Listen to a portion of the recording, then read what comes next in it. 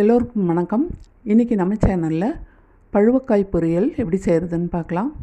இந்த காயை நம்ம தோலோடையே நறுக்கிக்கலாம். தோலில் அதிக அளவு சத்துக்கள் இருக்குது. பெரிய விதைகளை மட்டும் எடுத்துருங்க. சின்ன விதையாக இருந்தால் வெந்துடும், அதனால் சின்ன விதையோடு நறுக்கிக்கலாம்.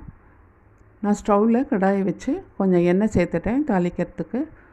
இதில் நான் கடுகும் ஜீரகமும் சேர்த்து பொரிய விட்டுக்கிறேன். அதுக்கப்புறம் கொஞ்சம் கருவேப்பிலையும் 4-5 பல் பூண்டும் தட்டி வச்சுருக்கேன், அதையும் சேர்த்து வதக்கிக்குவோம்.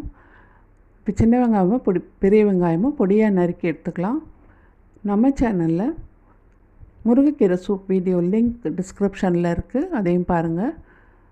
வெங்காயத்தை சேர்த்து நல்லா வதக்கினதுக்கப்புறம் நம்ம நறுக்கி வச்சுருக்கிற பழுவக்காயை சேர்த்துடலாம். பழுவக்காயை சேர்த்து கலந்து விட்டுட்டு தேவையான உப்பு, 1 ஸ்பூன் சாம்பார் பொடி, கொஞ்சமாக வரமிளகாத்தூள் சேர்த்துக்கிறேன்.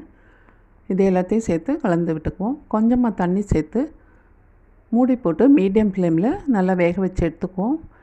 நம்ம மிளகாத்தூளை குறைச்சிட்டு மிளகுத்தூள் கூட சேர்த்து இந்த பொரியல் செய்யலாம். நீங்கள் கடைசியாக விருப்பப்பட்டால் தேங்காயை சேர்த்துக்கோங்க. நான் இன்றைக்கி தேங்காய் துருவல் சேர்க்கல. மூடி போட்டு வேக வச்சுக்குவோம். இது நமக்கு நல்லா வெந்திருக்கான்னு செக் பண்ணி பாருங்கள்.